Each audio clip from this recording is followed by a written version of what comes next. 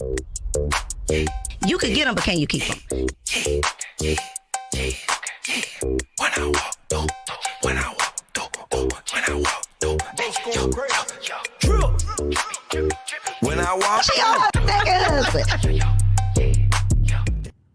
You're tuned in to Girl Stop Playin, and I'm your favorite homegirl, Coriel, here to encourage you to stop playing with your potential and start working for what you want in life and in love. I'm bringing you the information and the conversations to help you make the money and get the honey. You can have it all as long as you are willing to work. And we have one of my favorite working women in the building. She ain't new to this. My girl is true to this. We got Chef Ahki in the studio. Hey, boo. Cool. Hey, honey, how are you? I am so good. When I was sitting here thinking just through this introduction, there's so many things that, and I didn't even give you a whole introduction. I'm going to let you give yourself an introduction. But there's so many things that I could say of like my experience with you over the years. I think that we met through business. So you actually were a speaker at one of my events at Workplace Play, like 2017, 2018, something like that. Maybe it was 2016 because we went to Cuba together in 2017. That was a lot. Y'all, the worst trip I ever went on in my life. Okay, we'll talk about that. It's We'll horrible. talk about. We're not gonna talk about that. We did bond. That was a bonding moment for us. bond. That was the first time that I ever landed somewhere and immediately was ready to go home. Yeah. Like I was walked into the airport and was like, oh, Yeah. nah. Yeah, same. It was awful. And it didn't get better. It did not get better, girl. There was no upside to that trip. It was the ocean, the clean ocean that seemed like it hadn't been touched in 50 years was probably the best part. But yeah, no, it was very bad. Wasn't worth you know what though? It was definitely my fault because I brought it to you like, girl, let's go to Cuba. She did. I did. We got some cheap ass flights. It's her But fault. let me tell you why I ended up in Cuba. You know how I ended up there though? Why? Them damn pictures. Everybody's photos, and y'all, this is what I thought. The old this is what you get for not doing your research. I saw everybody in the old school cars with all the colorful photos, and I'm thinking, ooh, that looks like so much fun. Not realizing that they're not in those cars for fun. yes. Those are their vehicles. They don't have a choice. They don't have a choice. It was like being in a time machine, like back Yes, to it the was. 50s. It was absolutely crazy. Post-war vibes everywhere. Very much so. Like the Y'all place don't know what's stopped. going on in the rest of the world. Yes. Y'all don't even realize how far behind you are. That was crazy. Yeah, and it really showed me the power that Americans have to just Cut your asses dismantle off. and control a country. Yeah. It's phenomenal. That's outrageous. Yeah. So let's start with the what's the word? Repatriation. Repatriation. Because I think Cuba very much so gives me like that to me is what I feel like my life would be like if I leave the United States. Understood. I think a lot of people have that idea as well. Am I wrong? You are wrong. Okay, help me. Get me You right. are wrong. So, to each his own when it comes to lifestyle, right?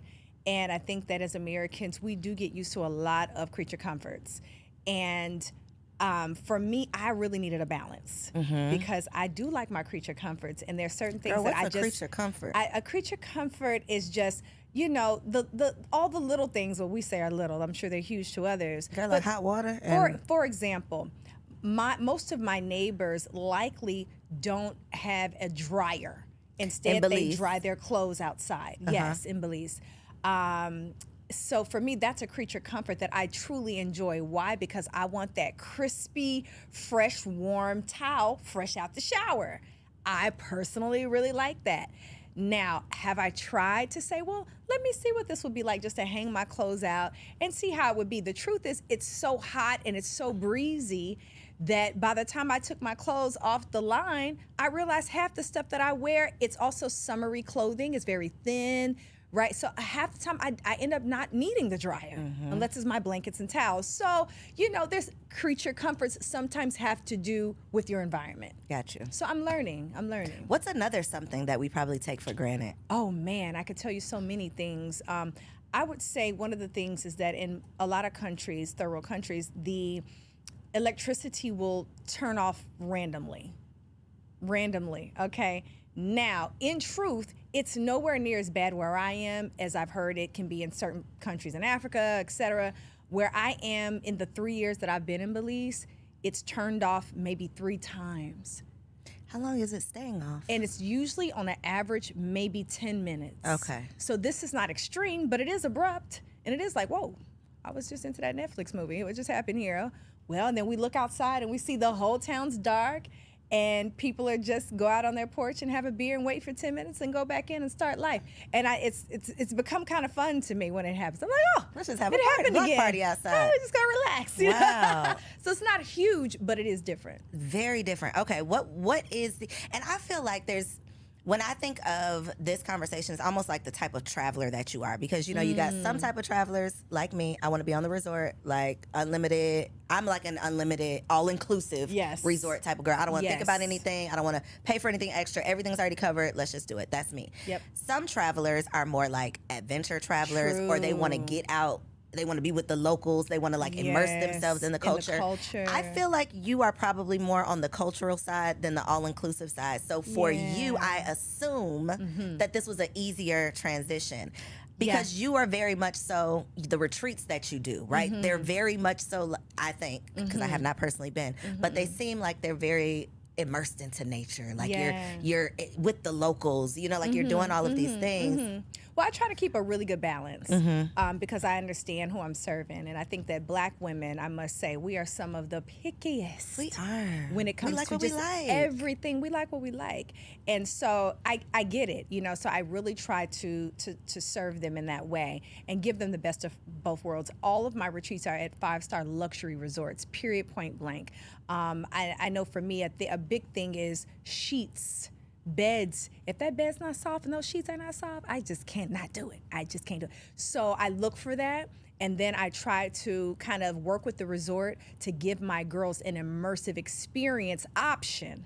So maybe out of that 6 days, you know, we'll have one day where we do a jungle trail and we see something historical and we go to a waterfall and we can do all of our beautiful feminine rites, sacred rituals. Singing in the jungle. You know, That's we what I can- say. I could be singing in the jungle, I baby. be singing in the jungle, honey.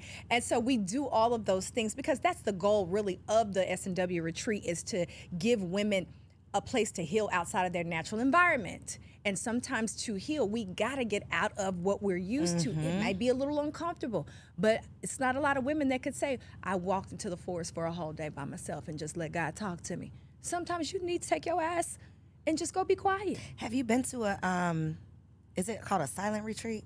Have Yes, you been I to one have. of those? Yes, I have. How long did you do it? Yes, I have. I was at a silent retreat for 5 days. And I went because I was asked to serve at that retreat as a chef. Okay. So I was a silent chef. Okay. But they gave me they gave me the most beautiful room in this beautiful home. And it was overlooking the mountains, and I had a beautiful sun deck that I could tan on. And what we would do is when it was time to say any words at the end of the evening, there would be a bell. And we would hear the bell and we would know, okay, we're gonna gather for dinner and we're gonna say, this is how our day went in silence. And to be honest, it was the most absolutely peaceful and beautiful experience just for people to just shut up. Was so good for me. In theory, I feel like that would not be the worst thing ever, but 5 days. It Yeah. seems like Extreme. Is it like fasting? How like once you get through like the first day or day 2, it's like you got it. Is it like that? Like once I you think it get through depends the on the initial. kind of woman you are and where you are in your own evolution and journey, honestly, because for me at that time, there was a time in my life where I think it would have felt that way. But for me at the time, I was a new mom. I had a crying, crazy baby. I was tired. I had so many books I wanted to read, so many things I wanted to write about. I'm a thinker. I'm a visionary. So for me, it was like, oh, good riddance. Great. Okay. Well, now I can get to what I really want to do, which is to write my life journey, my life plans. I get to read my favorite books. I get to tan in the sun. I get to hear all my favorite music. I get to write songs and sing to myself. I'm never bored. So for me, it was divine. It was good. Divine. Okay. So at your retreats, what are some of the return to yourself activities that you're doing with these ladies? Great question. So we have a day of silence on the retreat. And I feel like out of all the amazing things we do, it's one of the most impactful, because women just don't get a day of silence. Just not one damn day of silence. So that's one of the things. I think one of the other things that we do on a retreat is something called Qigong. And I teach Qigong to women to help them to do stress management, to get stress out of their bodies. What is it? What is Qigong? So Qigong basically just means it's life force energy that you're manipulating in the body through movement. So it's life force energy movement. So in these practices, you'll basically have very specific positioning, and through rooting into the ground, which is how I do it, getting them barefoot in the ground. I take them through a series of breathwork exercises and specific movements to target certain areas of the body to release pain and stress and anger. And you'll see some of this in the video clips that I promote these retreats. But it's very, very powerful because we are holding pain all throughout our bodies, all throughout the so hips, much stress. right? I always hear about the hips. Oh, definitely. Like trauma. And what is that? For me, it's the neck, the shoulders, but definitely the hips, the head. We do tapping exercises where we are tapping our meridians and opening all of our chakras and portals. But the hip area, this is very, very intense for women because we hold a lot of pain when it comes to childbirth. I know for me, my hips hurt for 3 years after I gave birth. Really? Oh my God. I still have to get chiropractic work just to keep things balanced. And it depends. I have inverted hips, which makes it hard to give birth, in fact. Whereas, like they say, childbearing hips, like Coriel here. Yeah. Sister got the childbearing hips, her hips go out. So maybe a little easier for you, difficult for me. So we hold a lot of trauma there through different types of sexual experiences and all those things. Plant medicine.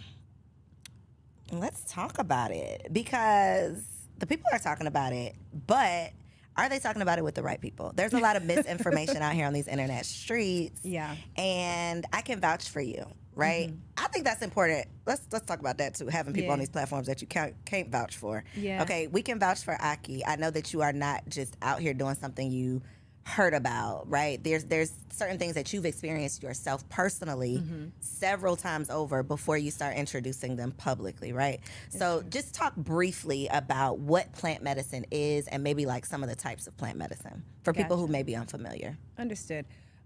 So plant medicine, first of all, this is in what I would call ancient technology. This is indigenous technology. Indigenous people have been so openly and so divinely connected to nature in such a way that they were able to intuit certain plants to bring together that would create what we consider a psychedelic or spiritual experience. And in that experience, people are able to address many different things. They're able to address life traumas. They're able to address addiction. They're able to address all types of, PTSD, different types of pain, and fear. And this is something that has been very hidden for a long time, but it's certainly become popular, I would say, just in the last decade or so, more than ever. But these medicines, for me, what's so important is that not only are they sacred, but they can be very helpful as a healthy or natural replacement for some of the very harmful drugs that we are being told is going to help us to get over some of these things, but they're not addressing the root causes. It's pacifying the It's problem. very much pacifying the issue, right? So that to me was my interest. That's how I got involved with it, because I really wanted to understand not only how to address any residual hurt or pain that I may be carrying in this life or from the last life, but also I wanted to understand how I could help clients and help loved ones to start to heal themselves, because I worked with people that no matter what I taught them about, exercise, diet, they were not able to truly heal themselves. I don't care. I've worked with cancer patients. I've worked with people with sickle cell.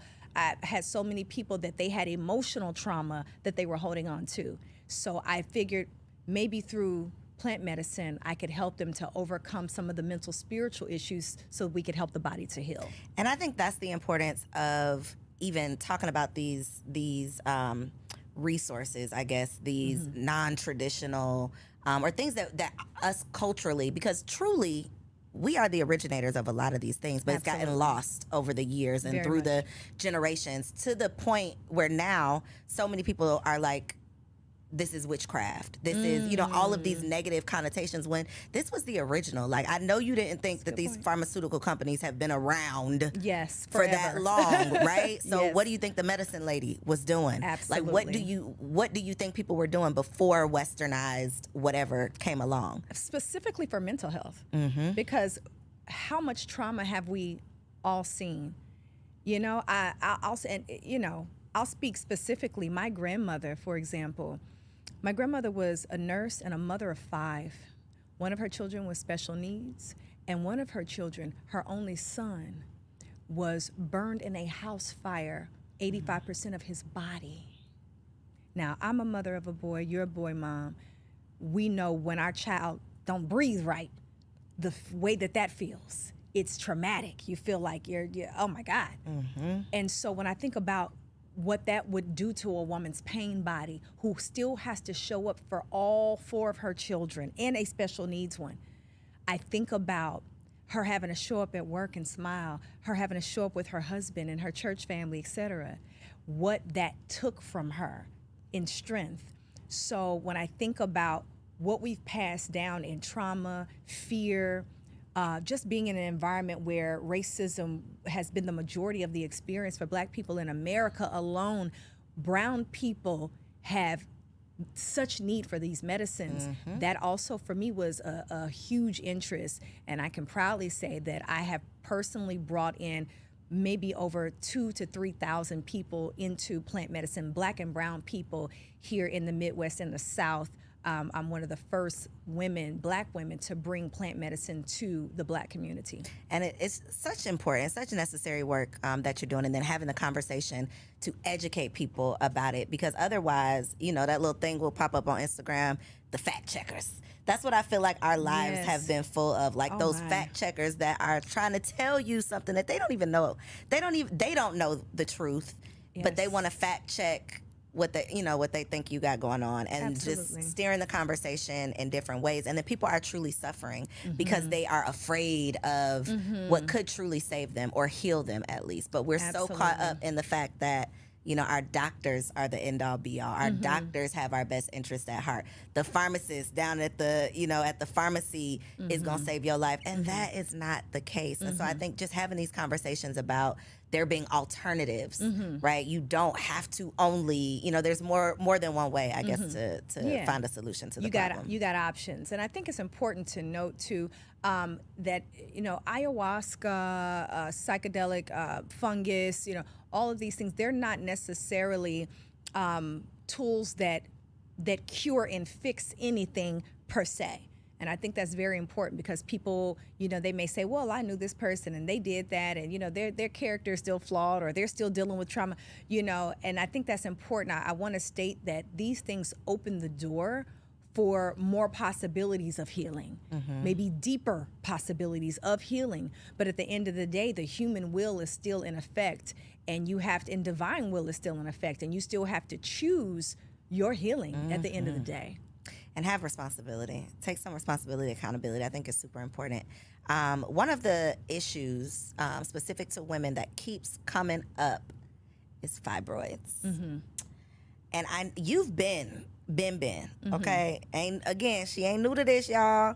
Ahki is not talking about this stuff because it's popular, because it's trending on TikTok. You've been talking about this stuff when it wasn't cute, when it wasn't the cool thing to talk about. Right. So you have like the fibroid elimination diet. You've got all of the things, but base level information. What is a fibroid, and how does it like show up in our lives, I guess?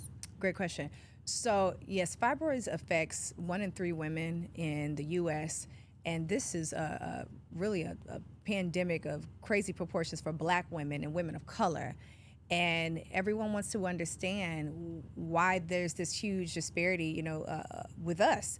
And the root of it, honestly, is lifestyle, it's environmental, and it's cultural. And it's definitely emotional, it's spiritual, and you really have to address the full body, the whole of a woman, in order to get rid of this. But a tumor is basically just an excessive tumor that is growing in and around the ovaries, and it creates a blockage for women for childbirth. It stores up all of the nutrition in the body. It holds blood, and it creates heavy bleeding, pain. It can create infertility. And this is it's a huge problem for most women, and typically it's handled through surgery. Just cut it out, and right? hysterectomies, unfortunately. Yeah. I literally saw someone post about their experience. They had just had a surgery. When I tell you, there were over 100 comments of women that were like, "Yeah, mine's scheduled for 2 weeks from now," or "I had mine last summer," or "Girl, and I'm sorry, Yes. what?" This is just Every time. y'all are just ordering them up like Yes. how? Every time I talk What is about happening? this, that is the case. Women are like, "Whoa, man, I wish I would have read this before I just got out." "Oh yeah, I just got mine is scheduled for next week." I mean, it's so normal. Crazy. Absolutely. Well, this is what happens again, like you said, when we have a culture that we believe wholly and fully on the medical system to treat an issue that is in fact preventable, that is in fact possible for you to shrink and eliminate your fibroid. I don't care what anybody tells you, it's true. I've experienced it with many, many women. We've had a woman who shrunk up to 40 fibroids in her body, and had children. So this can happen. You don't have to go under the knife in order to heal, but it has become common because it's the convenience and the lack of knowledge and education. And it's like the quick route, right? It's like the weight loss surgery versus the weight loss journey. The weight loss Absolutely. journey, like getting in the gym versus going to have. Because it's a journey and a lifestyle change. And we don't want to stop eating what we do, right? Because when you tell someone, okay, you can heal this naturally, but you're gonna have to cut out this, and this, it's like, nah, I'll just go get the surgery. Absolutely. But then they can grow back, which is what I just found out. Oh, so yeah. you get this surgery and don't change your lifestyle, and then you can end up back in the same. Oh yeah, situation. you know what I call little monsters. These literally little monsters, because if you've seen a fibroid, you can Google this. They're pretty ugly. They're really nasty, and sometimes they even have like teeth and hair, and it's very, very, very interesting. And I talk about this in my book, Fibroid Elimination Recipe Guide. I have a digital series that we're actually just finished producing, editing, that's coming out, the Fibroid Elimination Lifestyle Guide. And this, it's a lifestyle, and it does take discipline, it does take work. But if you look at it, sisters who are listening, if you're dealing with a reproductive ailment issue, fibroids, you need to change your lifestyle anyway, because as Coriel just stated, they can come back. So you may go do the surgery, but that's not going to address the root issue. And the root issue, when it comes down to it, is excessive estrogen, is stress, it's lifestyle. And when you it's a rabbit hole, right? I watched What the Health in 2012. Totally changed my life. Yeah. I didn't get off track. I probably need to go watch back it again. Right? I probably need to go back and scare myself again to get back on track. But there's so many things fighting against us every single day. Outside of the food that we eat, that's probably the Yes. hardest thing to give up. But drinking out of a plastic water bottle, Yeah. you know, there's estrogen in so many things that it's like, Yes. but we don't know. So Yes. if you don't even know that, you know, that there's estrogen in things outside of like what you're eating, then you could think you're doing right, but then you're Yes. still And you're still not You're on still point. not. You know, we do all the research on making sure we have the best credit card. We got our Sky Miles. You know, we got the best, you know, hotels, resorts, vacations, hair, nails. We're going to do all the research, making sure these hair and these nails is together and it's whatever. You know, we've got to get our values together. And that to me is what it comes down to, is our value system is messed up. So if you're going to go and spend, you know, $500 on a bag or a pair of shoes, then you may want to consider your $150 grocery bill and go to Whole Foods or go to Sprouts or go and create relationships with your local farmers and local gardeners, because this is what's going to actually save your life and the quality of your life. And I used to have a lot of people that would say, "Oh, well, Chef Ahki, you know, nobody's going to live forever. You know, we all going to die from something." You know, and I would say, well, surely we know that, but I don't want nobody wiping my behind when I'm getting ready to get up out of here. I don't know about y'all. I don't want nobody trying to tell me what I need to do with my money, because now I'm senile because I have so much lead in my brain. I don't want to not be able to hold my grandbabies because my fingers don't work because they're curled from arthritis. I don't want to be in pain. I want to thrive throughout my life, and I got plenty to do. I have a big life to live, so I want the quality of my life, and I'm trying to be young, fine, and juicy for a long time. Come on, honey. fine and juicy. Yes, Fine and juicy for as long as we possibly can. It's funny that you said we got to get our values together, because that makes me think of the whole high value man, high value woman conversation. Come on. So I put up a post that was like, you know, if this high value man shows up in this way, he has all of the money, not that much time, and he gonna cheat on you. Versus the man that might not be considered high value, makes a quarter of the money this man makes, got all the time in the world for you, and is faithful and loyal. Who you gonna pick? And the conversation was, well, what is high value? Because if you don't have no morals and values, how can you be a high value man? I don't think high earning and high value are the same, but that to me is the conversation. It's like, facts. that's the definition of high value, is you got money in the bank, so you're a high value man. But Absolutely. are you a high value woman if you really don't value your like your internal systems? Are you high value if you are wearing, you know, you drip down to the socks, designer everything, but you don't care about your health, your wellness, Come your on. spirit is not right? Come on. How can you consider yourself high value? I think that the internet, Instagram, reality TV has just skewed our perception of like being a good person. Yes. Like that is valuable, being Very a good much. person. And I think, luckily, I think the frauds are starting to be exposed. I think we're starting to see like who's really good people and what are you valuing? Because you get to decide what is high value based on what you Yes. value. Absolutely. That's an amazing conversation that is necessary. This is something I wanted to touch on for a long time, because that was the first thought I had when I first saw our beloved brother who's passed away now, Kevin Samuels, rest in peace.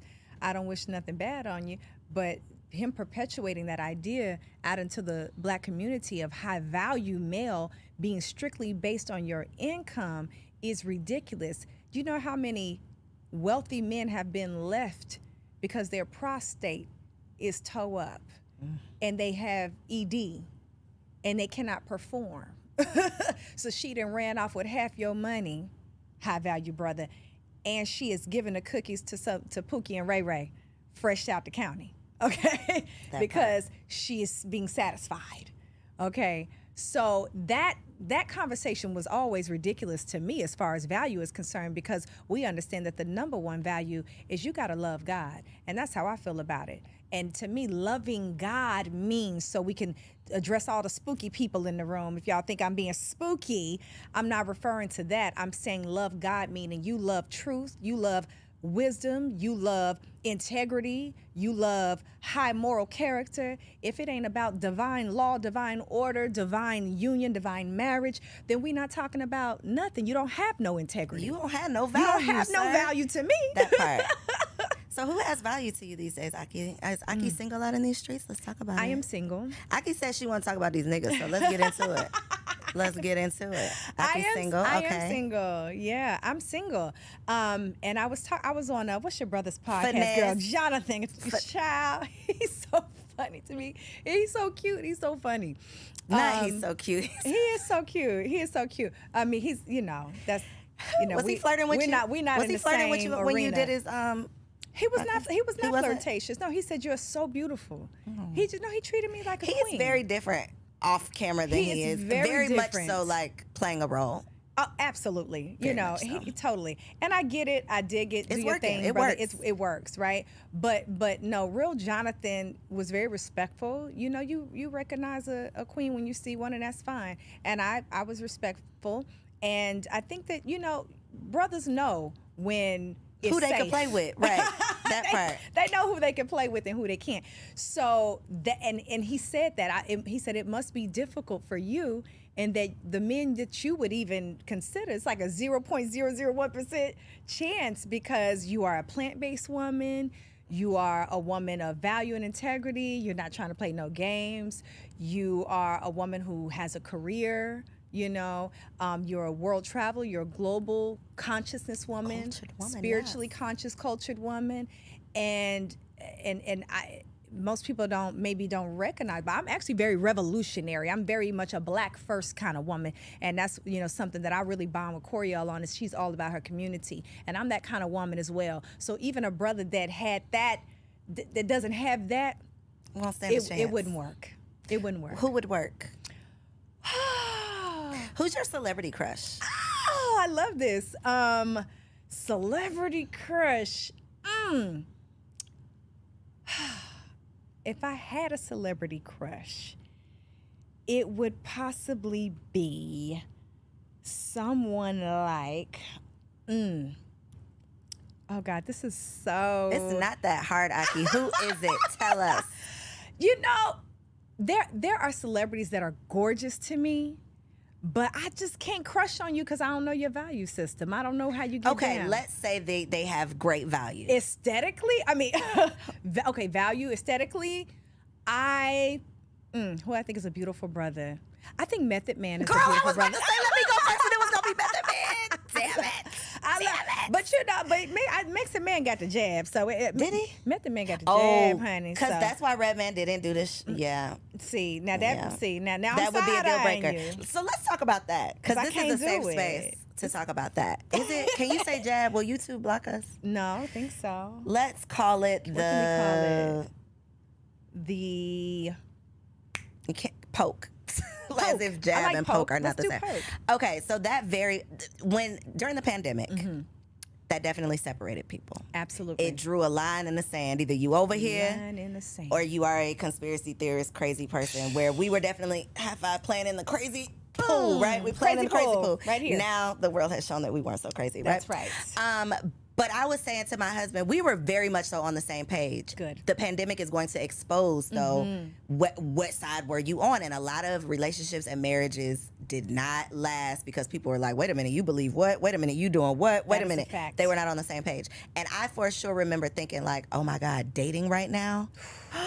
Having what you to wanna do. have those tough conversations about what you Yes. believe, what you're willing to do. Yes, So yes. would that be, I'm just asking you another answer. Would that be a deal breaker for you today? Someone who It is. took the pokey pokey. It is a the deal hokey breaker. pokey. I had a beautiful, intelligent brother that I was recently chatting with, and I was hesitant to ask. Because you don't want to know the And truth. I was like, oh, I don't want to even know the truth. And as I kind of crept into, and he said, yeah, I was forced. And that's what pissed me off. That part. So because is it, this is an amazing brother, and he was forced in his so situation. it's not okay even if he was forced. No, because now we have a biological problem. That to me is too great to play with, and I cannot play. I feel like this. I have superb DNA, and we want to keep it clean that and way. tight like that. We want to keep it. I mean, God, I hope this video don't get flagged and taken down. But we're here now. We in it. So here we go. Oh, you're in the sauce. The consequences, like the threats behind it all, the fact that they were letting people out of jail early if they, agreed to. Yes. It was just so much crazy stuff that I felt like I have to be living in a simulation. Honey, they was giving out fried chicken and strip dances, Free donuts. They were. Krispy Kreme, They were. and popsicles. They- I said, what in And the at hell? some point, your common sense has to say, you know what? If they giving out anything, like I know your parents taught you when you were young. If somebody's just handing out free, you don't want to take it. It's contaminated. It's Something tainted. right.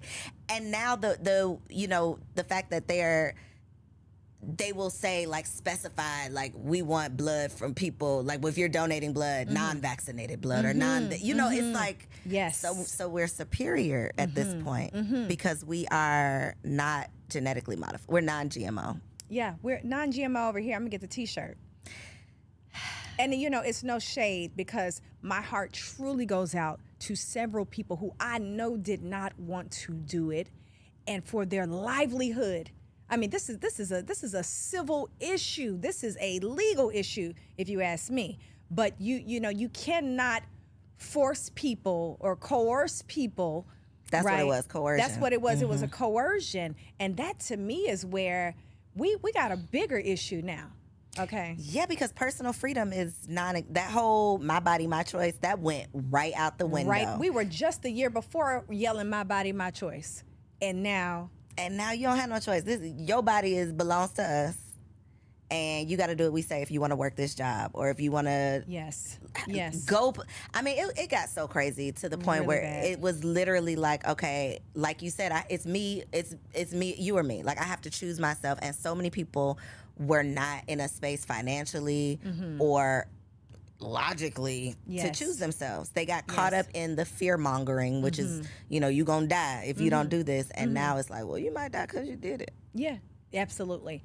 There was so much misinformation going on at that time, and there was so much flagging. I just saw a video from Mark Zuckerberg where he specifically said that we just didn't know what to do, and now we see that we put out a lot of information that wasn't wholly true, and we flagged And you stopped information that was. That's what he Yep. said. We flagged information that could have actually been helpful, but it was too much, too fast, and we just didn't know what to do. So we just stood on the side of And whatever. they were being directed on the what science, to do also. and the science. That part. That part. And so for me, my standard of life and personal code, because we got to have some personal code. Same way we got to have some values. We got to get on code, like my boy Tyreek say. We got to have some code. And for me, the code of the universe is that I trust nature first and foremost. I trust God. I trust Creator. The end. Now, everything else after that, if I'm in a situation where I done broke my knees and my legs and y'all going to have to sew me back together, we going to figure it out, and you ain't going to do it unless I get the jab, then I'm going to have the poke, then I'm going to have to make a different decision. But as in my full autonomy and health, I'm going to choose nature, and I'm going to take these herbs. I caught COVID 3 times. Did you? 3 times. My son twice. My mate twice. And I said, Ahki, what are we gonna do? We better get our oregano oil, get our colloidal silver, get our quercetin, what we call the Z-stack, get that quercetin, get that vitamin C, get that vitamin D, get that zinc, and go through it. And I had toilet paper from one end of the house to the other until it was over. And I laid out in the sun every day, and I drank my vitamin C, and I did what I had to do. And it was not fun, but something was in the air. Because it was real. At first, I didn't think it was even real. Remember, we thought if we was black, we wasn't gonna get it. Ain't getting it. Yeah. But something, that theory went out. That theory went right out the door, because my chest was like, I was like, The crazy thing though is eventually was like, okay, you go get tested, you positive, but they still sending you home. There's still nothing to do. There's still no cure. There's no remedy, really. There's no remedy. So what are you gonna do anyway? You're still gonna get the oil of oregano. You're still gonna get you a ginger shot. You're still gonna try to figure it out, because there's no solution. They're just taking note, I guess, of your positive status and sending you home. And that's with everything almost. And we always have to keep that in mind. People are so quick to go run to the doctor, but you don't have no real life plan about how you're gonna heal yourself. And you're fully relying on someone else. I remember, and I think I told you, when my child was about 1, and my child's uncircumcised, okay? Y'all don't come for me. I got my reasons. And so he went to the... You see, I didn't say anything. My husband had already talked to me. Go ahead. And there you have it. So now, my baby stayed with his family, and they didn't understand how to clean his penis properly. He was very young, and so he got an infection. And with this infection, honey, when I opened that diaper, it was like, oh my God, what is kind of alien infestation going on here? It was crazy. It freaked me out. And I got so scared that I ran right to the doctor, right? That's what we do. We get scared and go to the doctor. That's right. And they started poking on my baby and doing all kind of stuff. And he was screaming bloody murder, and I was losing it. And they prescribed some medicine. I took this antibiotic. I went home. I gave him half of it. And I got a phone call a couple hours later, and they said, man, we're so sorry we gave you the wrong prescription. And I said, you did what? And I'm like, well, what did I just give my son? And they're like, well, come on back up here and get the other prescription. I said, okay. I go up there, and they say, ma'am, here. I said, well, here's the previous bottle. Give me the other one. They said, okay, that's going to be another $100. And I said, so I don't get a refund for the wrong prescription? They were like, no. I said, you know what? Keep your bottle. The nerve of y'all. Keep your bottle. Thanks for the message. And I realized in that moment, Ahki, you got this. This ain't nothing but a bacteria. You know what to do. And what did I do? I went home and got my herbs. I got everything I need. I made my little poultice, put it on my baby, and by the morning, his penis was just fine. He was back to normal. And right then I said, I cannot play both sides. I'm going to have to make a choice about, am I going to get freaked out and run to the doctor every time?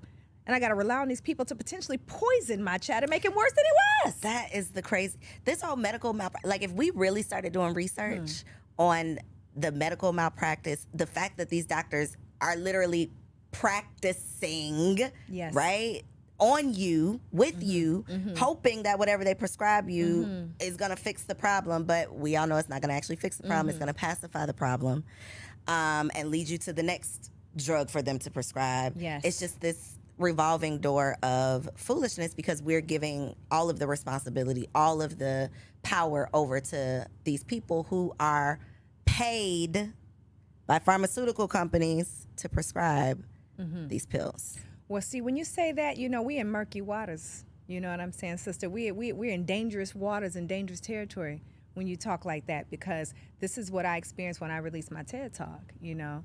And I was so excited to do my TED Talk. And I said, whoa, I'm going to make sure everybody sees this TED Talk. It's going to be the most amazing 17 minutes of indigenous wisdom and knowledge. And I put this TED Talk together, and, you know, they flagged it. They flagged it, and it went out.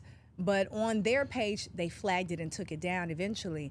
And that's because of this very conversation, that when we start talking about how we can help ourselves and heal ourselves, and we get into the history and the foundation of the medical system and what's at the root of it, this is, we have to learn to have autonomy in everything. That means our agricultural systems, our medical systems, our mental health systems, our spiritual systems, the way that we do relatedness, you know, how we do therapy and counseling for relationships and marriage, those systems. These are all systems of operating and code and value that we have to get back to, or we are fully leaving it up to chance. And this is why I love what our brother Dr. Umar video just went viral. I was coming around the block. I'm coming around the block because we talk a lot about this back and forth between men and women, specifically black men and women. I'm gonna say specifically because I don't know what white people are doing over in their world. Right. But it's a lot of back and forth on these podcasts specifically. It's like, well, the men should do this, the women need to do that. Crazy. And there's no commonality of us saying, okay, instead of fighting each other, let's fight the problem. Yes. Right? Let's come up with a solution so that we can pull our families back together, which is what's important to me. It's not, okay, well, men need to do this, women need to do that. What do we both need to do so that we can come together and fix the family, which is the root and the foundation of all of this other stuff, right? So recap or summarize the Dr. Umar clip. You know, I've never seen anything like this. I've never seen, and the world has never seen black men have the voice and the platform in this way that we're seeing today. And it's very powerful, and it's very important. And I really commend men for being so expressive. I really do. And I watch all the stuff. I'm one of those girls. I like my medicine strong. You know, if I am out of line, out of order, out of my feminine balance, and men got something to say about it, I'm tuned in. I'm like, okay, what we doing wrong? What I need to, you know, because I want to master myself truly.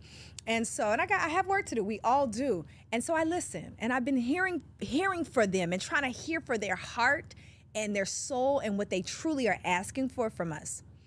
What's happened is that now it's turned into a, let's just beat these women into the ground, the red pill, and just make them, just humble them to such a degree that now there's shame and there's guilt and there's so much pain, because at the root, that woman is saying, I didn't know how to be or what to do because I didn't have a dad. I didn't have no structure and order. When I look around in my community, I don't see men really being masculine. These guys are my home girls almost, right? Literally right now. And so there's the messaging that we're getting from a lot of the male podcasters in this gender war that's ridiculous, but they're not bringing it home for us to heal together. And that is what Umar did today. And I'm so grateful. And in surmising, what he said was that at the end of the day, you can go back and forth all you want to with these women about the choices that she makes and how she shows up. But you, King, black man, are the leader of your community, if you are truly the man, the head, the masculine, the leader, then it's fully your responsibility to get your house in order. And the women and the children are your house. And the men attempted to say, well, it's not my responsibility. She went out and had them kids. I ain't got nothing to do with me. She got with Pookie and Ray Ray. And he said Pookie and Ray Ray should not exist. That part. Black man, because it don't matter what she did or who those kids belong to. These are all our children, and you are speaking individualism.